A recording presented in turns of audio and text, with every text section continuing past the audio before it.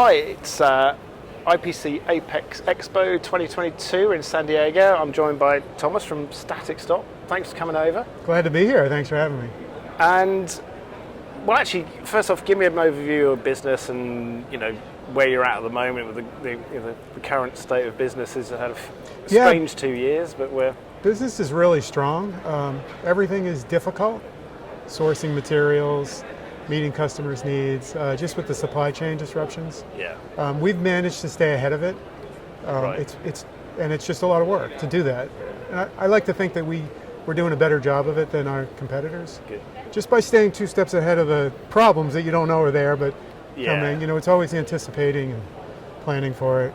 But that's the thing, I've been saying to a lot of people that over the past decade or whatever, every company reckons they're agile and adaptable and resilient, all these sort of things. Well, the last few years have really put that to the test, isn't it? And like you say, incredible. Trying to keep a little bit ahead of the curve is actually the only way you can keep in business today, almost, isn't it? It is, yeah. You have to be thinking about what might happen and just try to stay. And you're always 1 step behind, but you're not 2 steps behind. Yeah. Just trying to stay ahead puts you at least close to where you should be. Yeah. Have you had any specific challenges over the past couple of years, especially with the COVID and everything? It's really the supply chain. Costs have increased, lead times have expanded significantly. So, you might look at your chain of making a product, and typically that whole chain might be 2 to 3 weeks. Now it's 14 to 20 weeks. Right. And so you have to think about that and plan for it, and which means you have to buy things or order things earlier than you might have before. You're looking at your demand 6 months from now rather than a month from now. Yeah. It's a different view of it, and you have to guess a lot because your ability to project out 6 months is not as good as your ability to project out 30 days. So. Yeah. It's put all that to test, doesn't it? Yeah. So a show like this, what kind of things do you expect from this kind of, it's one of the big international shows. I think a lot of people came here with low or no expectations of how many people would come or even how many other exhibitors there'd be. Yeah, we had no idea. We had heard a lot of exhibitors were pulling out, so we didn't know if we were going to be walking into a ghost town. Obviously it's not. Everything looks really nice and, good booze and lots of energy. It's sort of a strange dynamic in that, for me, of course you want to meet customers, but an environment like this where there aren't as many, you get to network more with, your business partners who are here. Right. You have better conversations, longer and less disrupted. Not that a customer is disrupting, but it's just you just make the best use of the time. And we've had some really, I haven't even been here a full day. We've had some really good meetings with our business partners. Yeah. And we've met some nice customers too along the way. Good, so, yeah. That's excellent. What kind of things are your customers asking for? What are their overarching concerns these days? Apart from supply chain. So, outside of the show, really, it really is lead times. We kind of try to educate our customers as to what normal lead times are these days, and they don't listen. So part of our original strategy was, we need to let customers know that here's the lead time, and they need to anticipate that, and that in when they are right out the other. So we said, all right, well, if they're not gonna help, then it's all on us. Yeah. So we had to change our approach to the supply chain itself.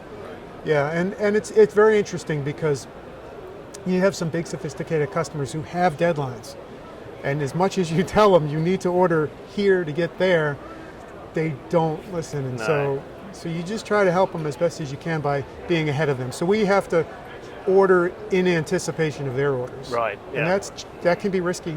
As a business.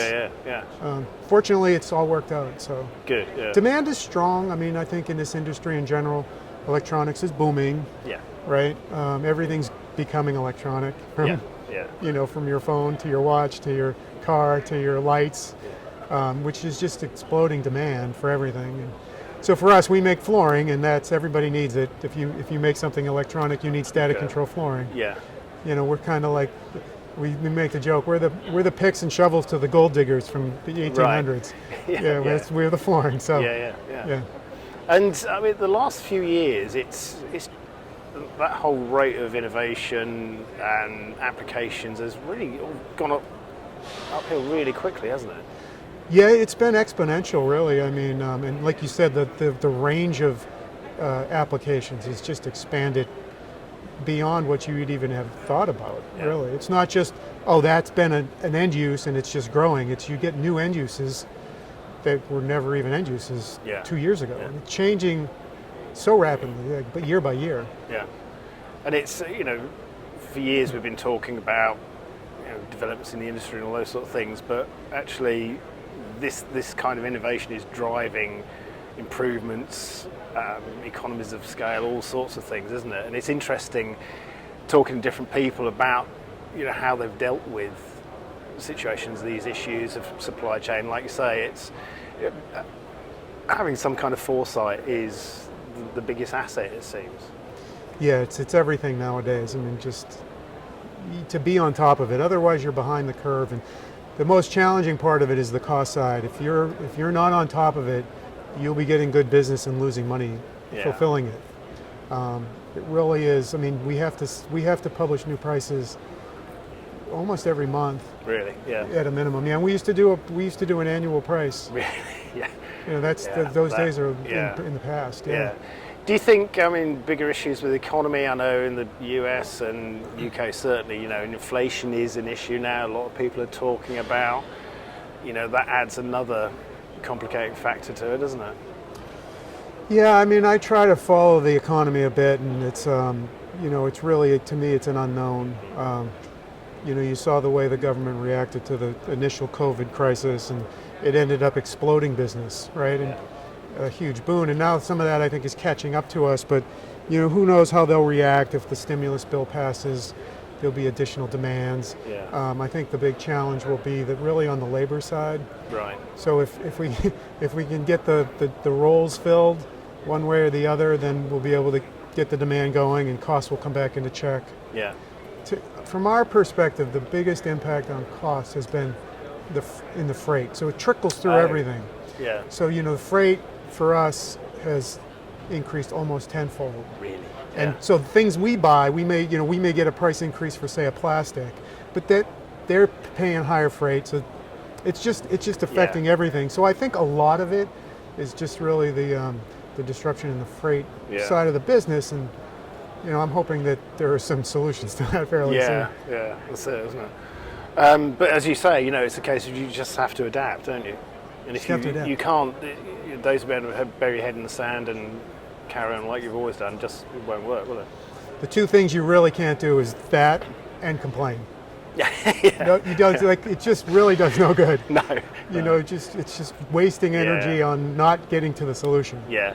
And actually, what a lot of other people have been saying as well is that actually everyone's in the same boat. Everyone's in the same boat. It's not like there's issues on one part of the side of the industry or whatever. It's across the board, not just this industry, every industry, isn't it? So, every industry, yeah. Yeah. So hopefully customers have a little bit more sympathy, although it doesn't sound like they're going to move on the deadlines. They sympathize. It's just they're not going to meet their goals without our help. Like we ask them to do certain things, like order early, plan early, so that they're not late with what they want to do, and they don't. But they don't blame us for it. Right. Yeah. Like you said, they all understand. They get it.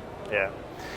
Well, it's going to be an interesting couple of years, I think, coming up as well, isn't it? It's we're in the midst of a lot of challenges, actually. Supply chain, all those sort of things. But actually, sometimes it's good to have things stressed and tested, isn't it? Because although it's painful at the time, you come out of it better. Oh, we've had so many improvements in the way we look at things and just the way we interact. With COVID, we've gone a lot more virtual, which has had benefits in personal lives. Your ability to deal with things at home, and the reality of it is the technology is there. It's been there for us to be able to not have to be in the office every day.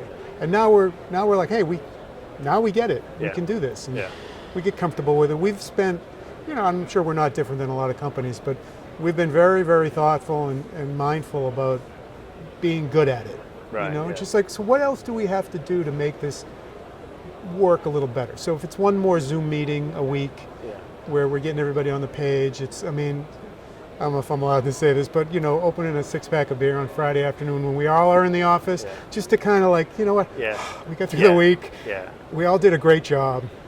Yeah, let's enjoy this a little bit. and it's sometimes those bits that if they're missed out, the rest of it doesn't gel, does it? It's weird. A lot of people have said the same thing, that you can run the business virtually quite easily, actually. As you say, all the technology is there, but it's those little conversation, water cooler moment, all those sort of things, that are little around it that may not be part of that main conversation, but they help the business function.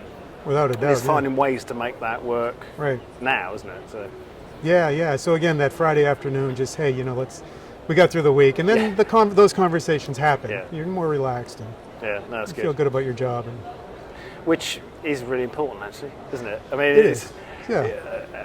The interest, and again, a lot of people say, a lot of companies are more cooperative now, I think, as well. I think because of the whole big data thing, means everyone knows that actually we do have to collaborate. We can't just keep our customers in our little ecosystem anymore. It's a bigger thing, isn't it? Yeah. And that ability to sort of cooperate and collaborate on things has grown, I think. Oh, without a doubt, yeah. And I think, like my team in particular, they feel proud of what they've been able to do to get through the challenges. Yeah, that's Yeah. good. Yeah. Brilliant. Well, I'm glad the show's been good for you, Thank you. and I hope the rest of it goes well. And best of luck for the next 2 years. Well, next year, and we'll see you here again next year. Hopefully. Yeah, I hope to be here again next year. Excellent. Thanks Thank for you. having me.